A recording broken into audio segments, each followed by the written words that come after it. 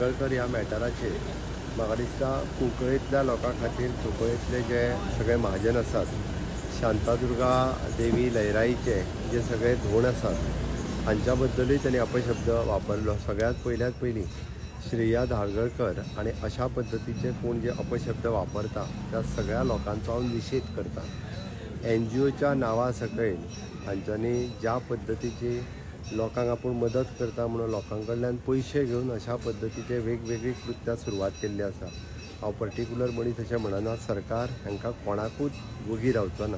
त्या खातीर काल बरी गजाल हांवें इन्स्ट्रक्शन्स दिल्या उपरांत आमच्या पुलीस डिपार्टमेंटान श्रेया धारगळकराक कुंकळेंतल्या मॅटरांनी अरेस्ट केलें, ताका सगळी सॅक्शन्स लायली।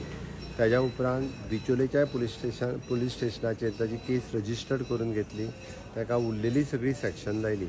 ताका 4 जून पर्यंत ज्युडिशियल कस्टडी आयल्या।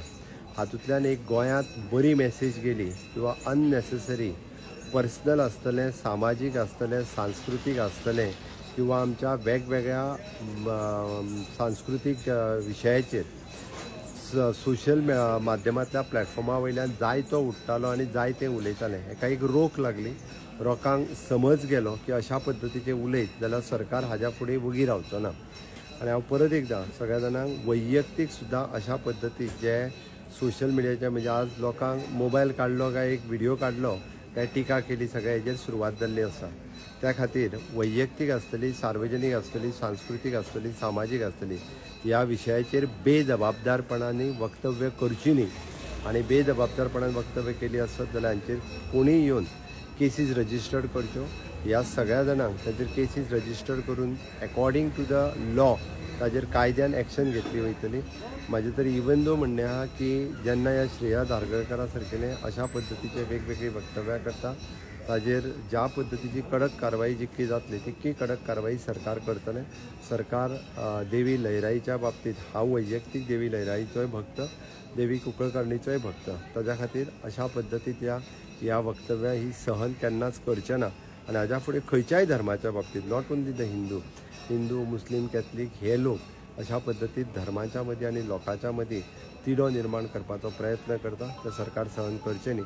हाज्या फुडें उरलेली जी NGOच्या नांवान जी बेश्टी टिका करता तांच्यांनीय बी समज धरून रावचो, तांकांय सरकार वगी रावचें ना अननेसेसरी टिका केली जाल्यार।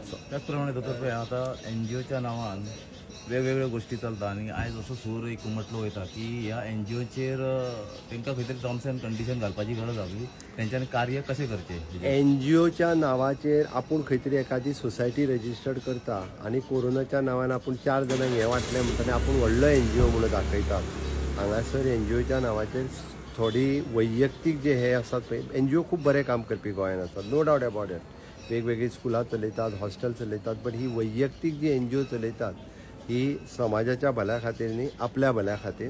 त्या खातीर अशा बाबतींत जर आसत जाल्यार तेजेरूय बी म्हणजे हांव अंडर वीच IPC सेक्शन तांकां जर अशा पद्दतीन कृती केली आसत जाल्यार बूक करपाकूय म्हाजें सरकार फाटीं फुडें पळोवचें ना।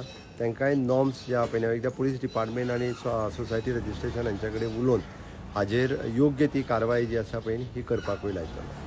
त्याचबरोबर वैयक्तीकरित्या जे असे NGO फुडें सरता, वैयक्तीकरित्या NGOचेर आळो बसप गरजेचें आसा। स्वताच्या फायद्याक आपल्याच घरांतली 2 नांवां घालून NGO काडटात आनी लोकांच्या अशा सोशल मिडियाच्या माध्यमाचेर उलोवपाक सुरवात करतात। लोकां कडल्यान खंडणी वसुली करपाची बऱ्याच जाणांच्यो कंप्लेनी आयल्यात।